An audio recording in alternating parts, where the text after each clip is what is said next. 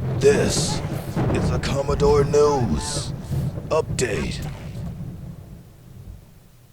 It's Commodore News Update for Friday, January 17th. I'm Perry Ingram.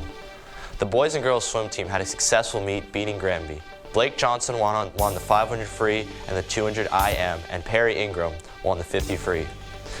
Jackie Shinneman and Katie McCullough won 2 races apiece. The wrestling team won against Wilson but lost against Churchland. Spencer Tolander, Eddie Gagnon, and Jake Knight all won their matches. Now here's Gabrielle Kiefer in the control room. Thanks, Perry. Today, the boys JV basketball team will play at Granby at 3:30 p.m. The girls varsity basketball team will battle Granby at 5:30 p.m. at Granby High School. The boys varsity team will also play at Granby at 7 p.m.